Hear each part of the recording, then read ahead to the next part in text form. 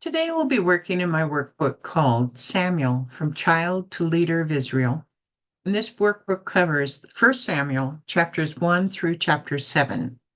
Looking at the table of contents, we have already completed chapter 1. Now we'll be doing chapter 2. It's called Dedicated to the Lord. 1 Samuel 1:21 through chapter 2, verse 11. When her husband Elkanah went up with all his family to offer the annual sacrifice to the Lord and to fulfill his vow, Hannah did not go. She said to her husband, "After the boy is weaned, I will take him and present him before the Lord, and he will live there always." Where did Elkanah go to offer his annual sacrifice? Shiloh. Elkanah's vow would have been something he promised God. Hannah normally went with Elkanah each year, but this year, why did she not want to go? Because the boy is not yet weaned. What had Hannah named her son? Samuel. When will Hannah be taking her son with the family for the annual sacrifice? When he has been weaned. In the Old Testament, a child was weaned at about 2 to 3 years of age. That's mean when he's no longer drinking mother's milk. Did Hannah remember the vow she had made to God? Yes, she did. What was her vow? That her child would be totally dedicated to the Lord, and he would not. It'd also be a Nazarite vow. Not no razor would cut his head. And the scriptures continue. Do what seems best to you, her husband Elkanah told her. Stay here until you've weaned him. Only may the Lord make good his word. So the woman stayed at home and nursed her son until she had weaned him. Elkanah showed his love for Hannah in all three of his statements here. What did he say? Hannah, do what seems best to you. As her husband, he would have had the ability to revoke Hannah's vow to the Lord, but he does not. B, stay here until you have weaned him. And C, only may the Lord make good his word. Here, Elkanah is hoping that the Lord will bless them for following through with her vow.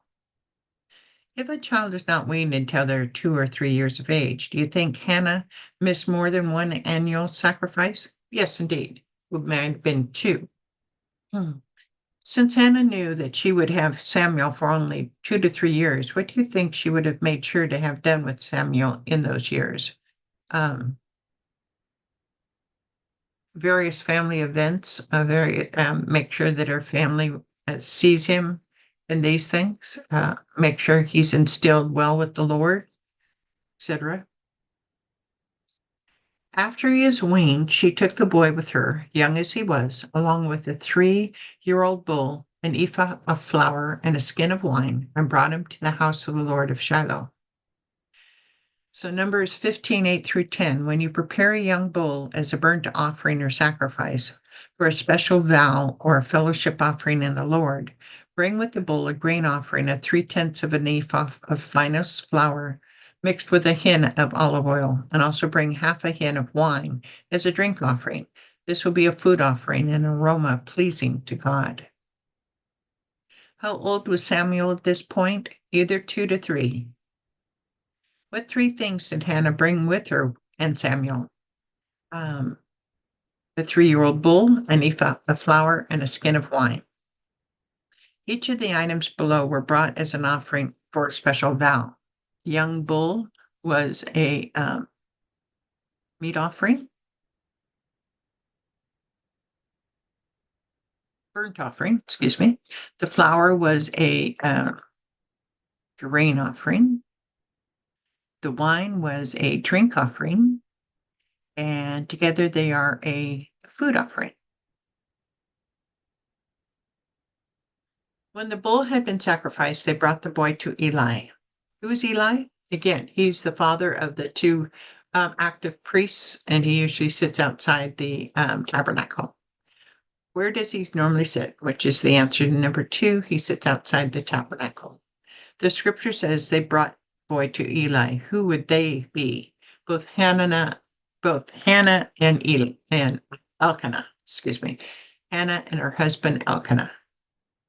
Why are they taking him to Eli? Because Hannah vowed to God that he would be raised in the church, in the temple.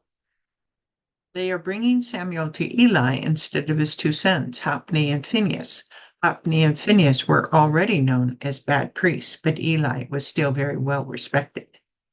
As a mother, how do you think Hannah felt at this moment? Very, very sorrowful, determined, but very sorrowful, because this is her only son. Major sacrifice. And scriptures continue, and she said to him, Eli, pardon me, my lord. As surely as you live, I am the woman who stood here beside you, praying to the Lord. I prayed for this child, and the Lord has granted me what I asked of him. So now I give him to the Lord. For his whole life he'll be given over to the Lord, and he worshiped the Lord there. How long had it been since Hannah had prayed to God for his son? Samuel's age, let's say 3 plus 9 months. It had been at least 3 years and 9 months, or 2 years and 9 months, depending on when he was weaned. Do you remember the other part of the vow that Hannah made? No razor would be put to his head. Then Hannah prayed and said, my heart rejoices in the Lord my horn is lifted high. My mouth boasts over my enemies, for I delight in your deliverance. There is no one holy like the Lord. There is no one besides you. There's no rock like our God. Do not keep talking so proudly, or let your mouth speak such arrogance. For the Lord is a God who knows, and by him deeds are weighed. Giving her child Samuel to Eli to rise in Shiloh, Hannah breaks into prayer of thankfulness. Who was Hannah's enemies? Basically, A, Peninnah, and B, all the other women who would scorn her because she was barren. How was Hannah delivered by God? She was able to give birth to a son. What do you think Hannah means by, in the Lord my horn is lifted high? I would say she means that in God she has been made full. What do you think Hannah means by there's no rock like our God? I would say it would mean that rock is our stability. God is our stability. God, like a rock. God is something that never disappears. What does Hannah warn those who talk proudly, letting their mouths speak arrogance? The Lord knows, and he will weigh those deeds over others. The bows of the warriors are broken, but those who stumbled are armed with strength. Those who were full hire themselves out for food, but those who were hungry are hungry no more. She who was barren has borne 7 children, but she who has had many sons pines away. The Lord brings death and makes alive. He brings down to the grave and raises up. The Lord sends poverty and wealth. He humbles and he exalts. He raises the poor from the dust and lifts the needy from the ash heap. He seats them with princes and has them inherit the throne of honor. Here Hannah gives many examples of reverses of fortune. What happens to warriors? They are broken, versus those who are stumbled, they are given strength. What happens to those who are full? They become hungry, versus those who are hungry, they are hungry no more. What happens to a woman who is barren? She bears 7 children, versus a woman with many sons, she pines away. In verse 7, she says those in poverty are exalted. How in verse 8 are they exalted? He rises the poor from the dust and lifts the needy from the ash heap. He sits them with princes. For the foundation of the earth are the Lord's, and on him he has set the world. He will guard the feet of his faithful servants, but the wicked will be silenced in the place of darkness. It is not by strength that one prevails. Those who oppose the Lord will be broken. The Most High will thunder from heaven. The Lord will judge the ends of the earth. He will give strength to his king and exalt the horn of his anointed. For the balance of our prayer, Hannah thanks God for his justice. He will guard the feet of his faithful servants, but the wicked will be silenced in the place of darkness. It is not by strength that one prevails, but those who oppose the Lord will be broken. The Most High will thunder from heaven. The Lord will judge the ends of the earth. At this time, there's no king. So who's Hannah talking about with her last sentence? Um, Maybe they already know there will be a Messiah to come eventually. What is your most favorite of Hannah's prayer and why?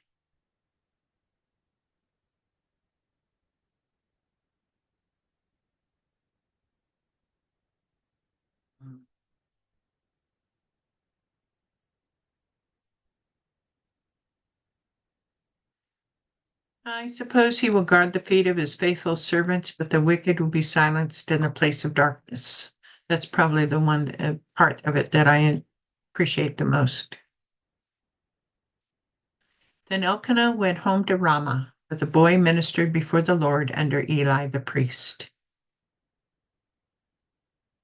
What is another name for the town Elkanah lived in? Ramah.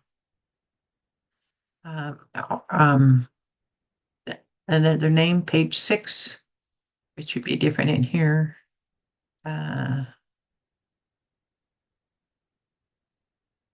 Renthanim, Renthanim.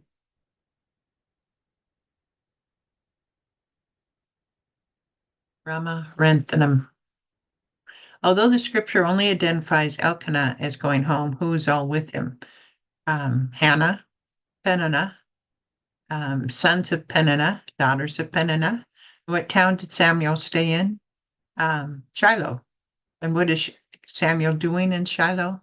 He's ministering before the Lord under Eli the priest. So now we come to the end of this chapter. So, 1, Hannah brought a 3-year-old bull, a skin of wine, and ephah of flour. 3, after Hannah gave Samuel to Eli, she prayed. What town does Samuel now live in? Shiloh. Hannah will go again to annual sacrifice after Samuel is weaned. 2 down. What town do Elkanah, Hannah, and Peninnah live in? The short version, Ramah. Who is Hannah's main enemy? Peninnah. 4, Hannah brought Samuel to the priest named Eli. That's the end of this chapter. I hope you enjoyed it. Thank you.